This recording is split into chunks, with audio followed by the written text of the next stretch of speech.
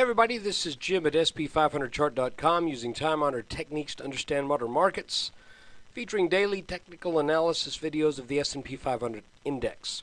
The website and this video are for educational purposes only. Please, nothing stated at the site or in this video is intended to be used as investment advice. I can draw lines on charts, but you have to draw your own conclusions from your own research and make investment decisions that are suitable for your personal financial situation. I'm not a licensed financial professional. I'm just a guy who draws lines on charts. Let's look at the S&P. Okay, we're going to start out looking at an hourly chart, and we're looking at what is probably the most volatile 2 months of trading that I can recall having seen.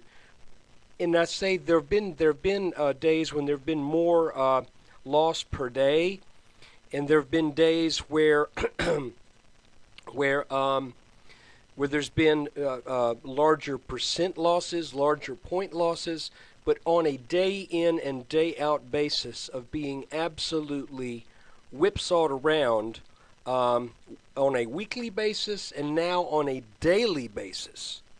I can't remember one. I can't remember one like this. And I'll have to confess, I'm being a sissy. I know that emotionally I don't do well in this kind of an environment. So I'm you know, I think if you do well in this and you have the nerves of steel and you can do these big positions and take advantage of these swings where you see them coming, then by all means have at it. That doesn't meet with my psyche too well. I prefer things that are a little bit more certain, have a little bit more rhyme and reason to them than this kind of stuff we've been getting. So, that said, let's still take a look and make a little bit of rhyme and reason out of this. First off, this is the neckline to the head and shoulders top right here. Left shoulder, head, right shoulder. This whole pattern pointed to a move of about 1150. And those of you who are watching the videos back here while we were in this region, we talked a lot about how if this purple line breaks, we will go to at least 1150. And if you'll remember, I was personally saying I think we go to 1120. And we did almost straight away, which satisfied the minimum requirement or the minimum target of this pattern. However, now we're getting into a lot of serious whipsaw. Look at remember how volatile it seemed up here? Now look at this. This is like, if we look at the average moves that were being made on a 4-hour chart up here, this is by a factor of 4. The market has absolutely just gone ape wild down here. And again, I'm just looking. See, we got these little ranges here. We got just a little half-inch, little there on this chart. Then all of a sudden we come down here and we're swinging up and down like crazy. So, but looking at it, let me show you some things that I see, and then some things that I think may happen. Yesterday, by the way, I made no call. I don't know. This thing could go down. It could break this line tomorrow. If news is bad out of... Here's the deal. If news was bad out of Europe, then we'd have been down in the middle 1100s today.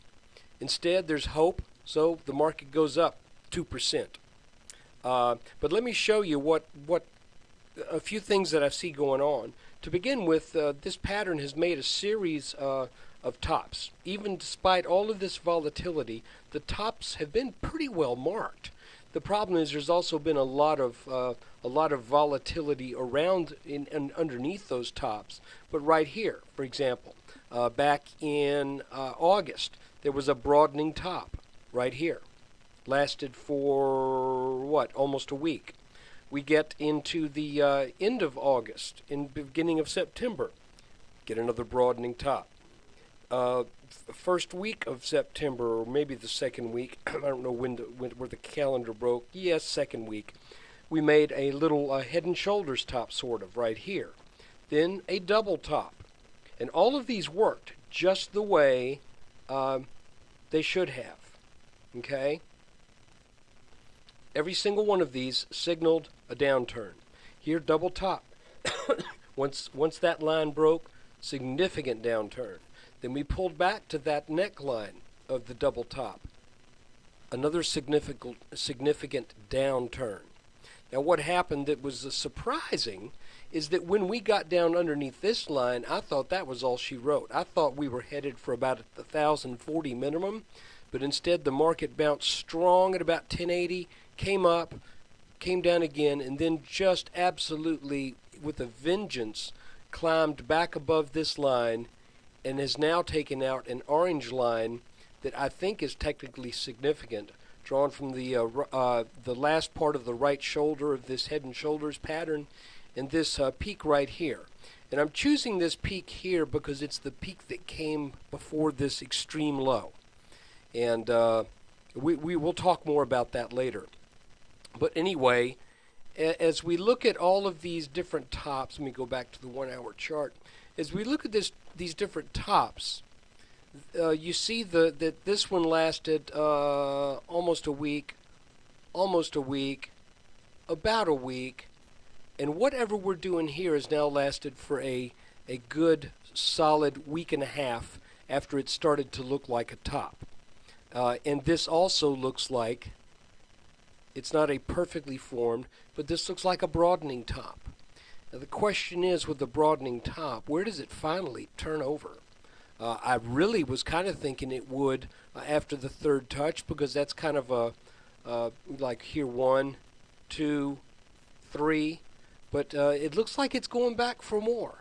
And as a matter of fact, I see one of two things happening, and I'm not going to tell you which one, and it's not because I want to keep a secret, it's because I have no idea.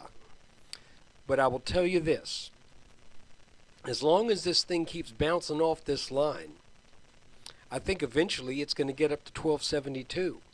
And if it just keeps on doing the same thing up to 1272, or if maybe some of this volatility gets worked out and it just kind of melts up to there, then I would say that would be the spot. Again, with stops, protecting yourself, that would be the spot to short. Okay? If, on the other hand, it breaks down sooner than that, let's say, and we're going to take a look at just this pattern in a bit, and we're also going to review the week, the good, the bad, and the ugly. But if it turns out we turn back down and then take this bottom line out, then I think that should set up a pretty strong downward move that should back test this line right here. And let me move that where it's supposed to be. And in back testing that line should create what is a good opportunity for long positions. But again, we're going to watch it as it develops. Looking on a 10-minute chart now, let me show you. And here's what we're going to kind of do. We're going to review what's been going on inside this broadening pattern. The first thing is I want to circle some things that we got right over the past few weeks. We got this right. Seeing this little inverted head and shoulders, and the call was made, if this breaks, then we should run up. Another little head and shoulders right here. I think we got that right. And I think we did this right here as well. Okay? Yesterday, I mentioned that this looked kind of like an inverted head and shoulders, but I think I did everybody a disservice by not playing up on that as much as I should. Because it looked a little malformed. I couldn't tell exactly what it was. Additionally, this line right here across these tops up in this reversal, and we'll talk about this reversal in just a second too. When we bounced off that, like I said, I wasn't quite willing to say that that was a clear inverted head and shoulders pattern, but you know something, looking back, why didn't I? Should have. So my apologies for not being as diligent in putting that in the context that it should have been put in. But anyway, that top had a minimum target of about 1235, and it got exceeded today. Now that we've identified the little bottom features in this, what still looks like a broadening formation, let's look at the different kinds of little tops we've been getting in it.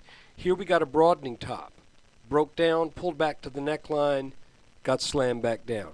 Here we had kind of a double top, okay? Broke down, pulled back to the neckline, got slammed back down. Here we had a triangle that just broke down and went down, which might explain some of the ease of this move up here. But now that it looks like if this broadening top line continues to function, then this right here is looking suspiciously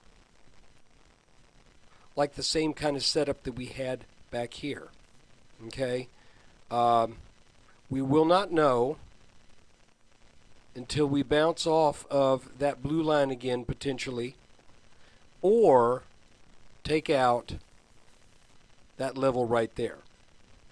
So right now, I'm thinking for short term, 1227 is an important level, and I believe resistance is very, very near overhead at roughly 1240, 1242, running up to as high as 1245 at the end of the day on Monday. So if this continues to move up here and then sells off sharply and takes this line out, then I suspect that excuse me, that will be setting up yet another trip down to this bottom line. So what did we get right this week? Well, a few things. I think we saw this pattern. We saw this inverted pattern right here. We also saw that this channel right here that I'm drawing the lines to, that broke out, did a little back test, and was heading up. This was the leftover minimum target from that inverted head and shoulders pattern, which that was exceeded. Then what else did we get right? Well, we got this triangle reversal right, and this little flag right here played out. That was kind of an iffy call. If you'll remember, I said, maybe this is going to reverse and come back and back test this line or back test the apex. But if it doesn't do that, then it should set up a return to the blue line down at the bottom. That's exactly what happened. The call that I wish I had made that I didn't was that this was an inverted head and shoulders, because that would have made today's up day an easy call. But my apologies. I'm going to, I just saw this line right here, and I wasn't willing to risk that call, because I'm thinking the whole time that the overall shape of this, even though it's going up, the overall shape of this still looks suspiciously bearish in its final intent. So anyway, that's the video for today. Thanks for watching. And if you like this kind of analysis and you're willing to put up with my occasional willingness to throw up my hands and say, I really don't know, consider signing up for a subscription. Details at sp500chart.com. It's cheap. It's like less than a cup of fast food joint coffee per day, and you get a video 95% of the days the market trades. I get a video. If you are watching this on Friday, then you are either a subscriber or a non-subscriber, because I make these available to everyone. So look, take care. Let's see what happens next week.